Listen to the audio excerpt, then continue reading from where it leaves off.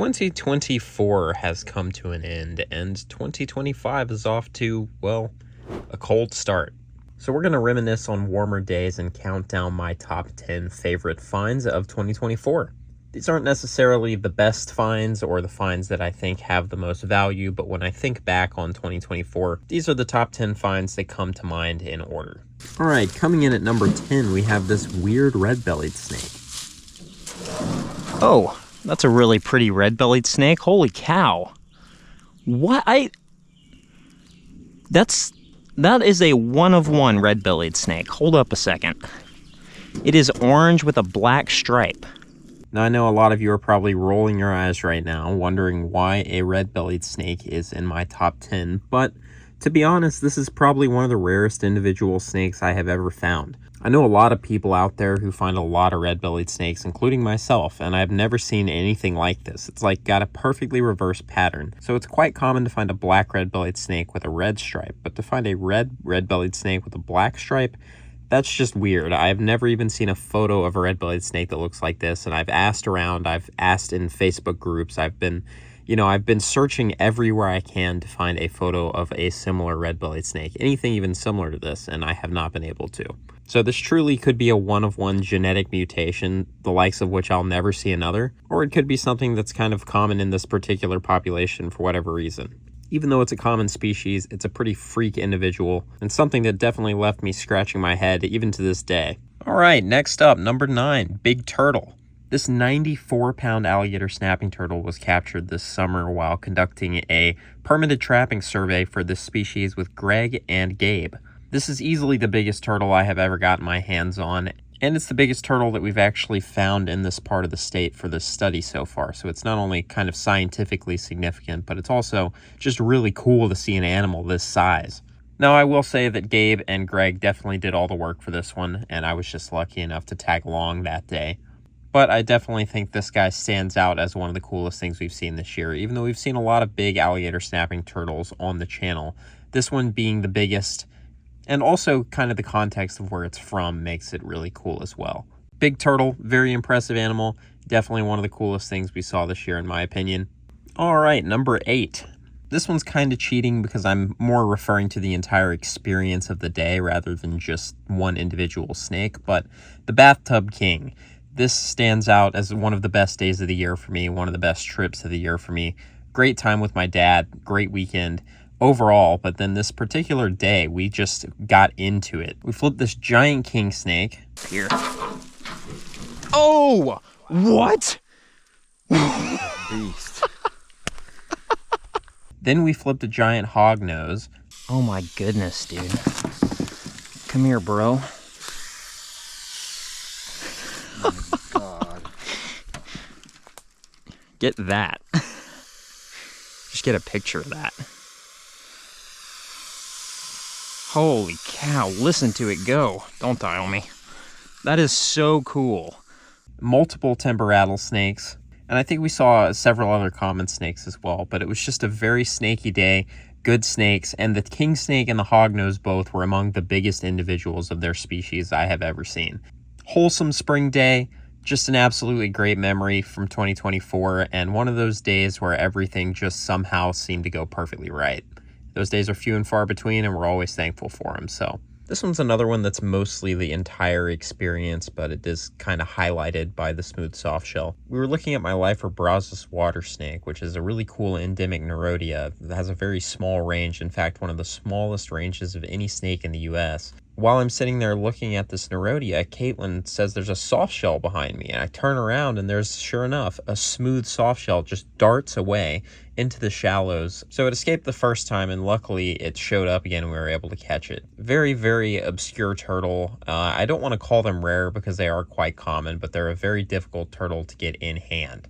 Lifers are always cool, and it's especially nice to get a lifer when it's something like this that I've always wanted to see and have been very excited about potentially seeing. And on top of that, it was a big surprise. Coming in at number 6, we have the pancake pine snake from the raffle trip. In 2024, we hosted our second successful raffle for conservation where we raised over $10,000 for the Orient Society once again, and we managed to have another successful raffle outing where we found a ton of cool stuff, most notably a pine snake that was just pancaked perfectly in habitat. I've seen a couple of pine snakes in habitat, but this was the first time I've seen one that was just sitting there picturesquely, and we were able to get some in situ photos of it, which was really cool. That was the first time I've actually been able to photograph a pine snake in situ in habitat, and for me that was huge. All right, we are up to number 5. Things are getting interesting, and this is really where things got tough for me when it came to picking these and picking the order. I do think I'm going to put the rock flipped glass lizard at number 5. Oh, glass lizard, what? Oh my God. Holy Careful, careful. What even? What? Dude. Dude. Oh my God. Dude, what? What just happened? This has got to be one of the best moments of the year for me. One of my favorite local herp species, the eastern slender glass lizard, and one of the rarer local herp species here in North Georgia. This has got to be the first time that anybody has ever gotten video. I mean, I'm certain it's the first time anybody has ever gotten video of it, but I think this is possibly the first time anybody has ever found this species under a naturally occurring rock. So really cool circumstances. This was also another day that was just great even before this happened.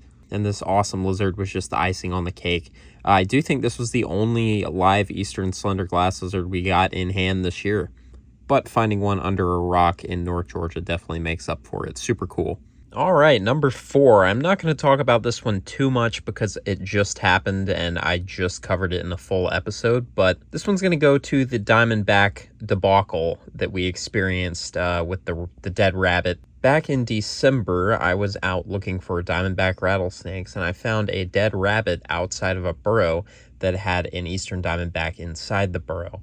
And then a couple days later, 2 days later, I came back and found the same diamondback outside of said burrow. The rabbit was gone, and a second diamondback had came from the next burrow over and appeared to have eaten the rabbit that the other diamondback presumably killed. And once again, none of this can really be proved. It's all my speculation based on what I saw. But regardless, something killed a rabbit there, and then a diamondback ate a rabbit there, and I witnessed more of that process than most people ever get to in their lifetime. And because of that, it's ranked number 4. Definitely one of the rare natural history observations we've had this year, and one of the better natural history observations I think I've ever had, honestly. But if you do want to see that episode, I'm linking all of the full-length episodes to these finds if you want to go back and relive them and see more about them if you missed them. Oh my God. What? All right, home stretch, the top 3. These are the top 3 finds that I think kind of define 2024 for me. And at number 3, we have the western pygmy rattlesnake that we found in Texas. This one just kind of was like the icing on the cake of the entire trip we did to Texas and New Mexico this year. And the circumstances of this snake just couldn't have been more unlikely. It was 109 potentially even hotter degrees that day, and it was like, I don't even know, it was between 97 and 99 degrees. I can't remember exactly what temperature it was when we found it, but this just western pygmy rattlesnake out crawling around like it isn't the surface of the sun in North Texas. Like, it was so unbelievably hot that day. I was not expecting to see anything, and then we just get the full court shot, exactly what we're looking for. Lifer for Thomas, and my first ever in Texas, western pygmy rattlesnake. Not a common snake at all in Texas, although I do suspect they're probably kind of locally common in this area based on the fact that we found one in such ridiculous weather. But yeah, beautiful snake. I love Cestruris. They're one of my favorite snakes in the U.S., and this was actually only my second ever western pygmy and my first that was not in shed. So big find, basically a lifer. Felt like a lifer even though it wasn't. Alright, I guess a lot of you guys who have watched every video this year probably have a pretty good idea what's coming in the last 2 slots, but at number 2, we have the litter flip.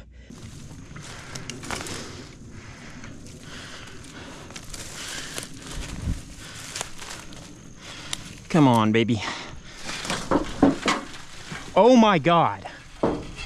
Oh my God. Oh my God. Oh my God. That is a fresh litter of baby timbers. This was a much needed victory on a day that ended up being fantastic, but started really slow. It was during one of the slowest periods of the year for me overall, and it was a find that I really needed at that time just to boost my morale. This is a piece of tin that I drug up on top of this ridge. I found it probably a mile away in like a shaded valley where it was never going to have any snakes under it. So I drug it to a better place. Definitely one of the hardest pieces I've ever worked to get into a good spot, and with high hopes that it would produce something one day. And finally this year it produced its first snakes in the spring, and then in the fall, this timber rattlesnake mother with her babies. This was definitely the best look we got at a mother rattlesnake with her babies this year, and to have it under a piece of tin that we set up specifically hoping for this exact thing is just so rewarding. It's exactly what herping is all about, and for me, that's why it's number 2. And finally, the number 1 spot goes to the nighttime pine snake, along with everything else found that night. Easily the best night of road cruising I've ever had, probably anywhere, but definitely the best night I've ever had in Georgia. That is not a cane break like I initially thought. Holy crap. We just night cruised a pine. That is unreal. And it's just such a nice looking snake too. It's kind of dark in the mid body, but its head is very, very light, very northern looking. Classic intergrade northern Florida pine snake in my opinion. This was just one of the most inexplicable streaks of luck I've ever had. We started the night off with a baby timber rattlesnake. Next, we found another baby timber, then a pine, then a scarlet king, and then a diamondback. And this was all within about an hour's time period, maybe like an hour and a half.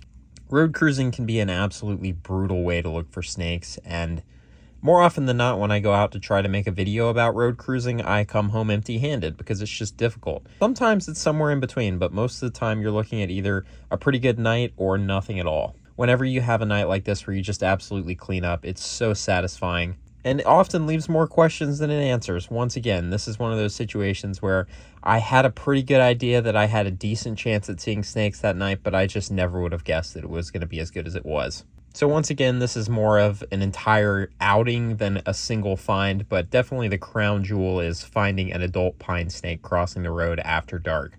If your favorite snake I saw this year is not on this list, don't worry, because it was very difficult for me to assemble this, and I do have a couple of honorable mentions I want to put here at the end just because it was such a good year. And even though this top 10 list doesn't necessarily encompass the most rare snakes we've ever found on the channel, I do think 2024 was a very good year all around, definitely one of my best. So here's a few bonus finds that I think definitely helped improve my year significantly, but just weren't quite good enough to break the top 10. First up, we have this nice adult mole king snake I found this summer in North Georgia. This snake came during a very, very dry spell, quite literally and figuratively. It was very, very dry. We hadn't had a lot of rain, and as a result, I was not finding much. We finally had some rain, and I had an inkling that it would be a good time to try for a mole king snake because I saw a DOR. So the next night, I went out to an area that I had never really targeted them and was able to actually turn one up on the first try on a road that I'd never found one on before. This snake gets honorable mention status not only because it was a really solid find at a time when I needed one, but also because I feel like I learned a lot from it. I definitely expect we'll see more mole king snakes on this road in the future. Because as things stand, mole king snakes are consistently one of the snakes that I have the hardest time finding locally here in North Georgia. Next up, Trisomophora, the scarlet snake that Ian spotted climbing up an oak tree in coastal South Carolina was one of the most ridiculous things I've ever seen. I mean, I know scarlet snakes are known to climb, maybe a foot or two off the ground in shrubbery in the Florida Everglades, but this was a northern scarlet snake, and it was 15 feet up a tree. I'd never seen anything like this. It makes sense because these big oak trees that have nice hollows in them, those hollows are a good spot for lizards to lay eggs in the decaying wood, and scarlet snakes are thought to eat almost exclusively reptile eggs. So it makes sense. It's just kind of cool, especially outside of the Everglades in South Florida. So definitely a very interesting natural history observation of a species that is pretty cool and uncommon to begin with. Next up, Coach Whip under a rock in North Georgia. Oh my God. Oh my God. Oh my God. Oh my God. Oh, I need an in situ pick. Holy crap.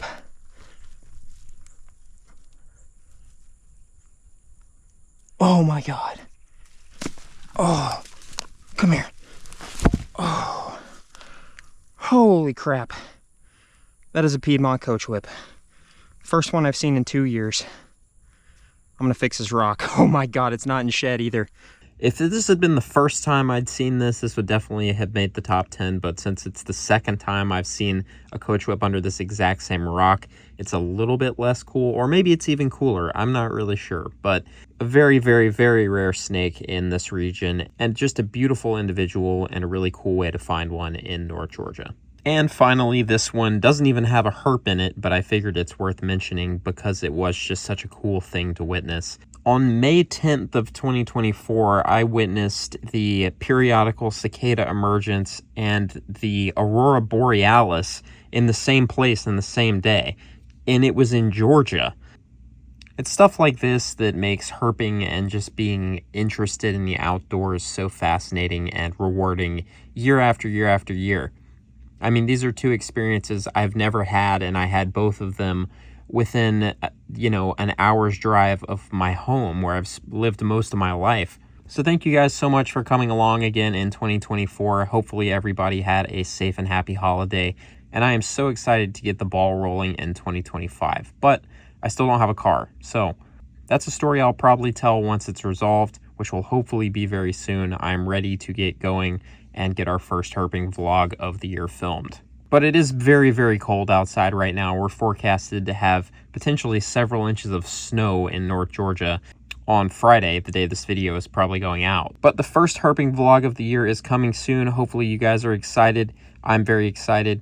Thank you guys so much for watching, and I will see you all either in another video similar to this or the first herping vlog of the year, depending on which I can actually film first. So thank you guys again for watching, and I'll see you all next time.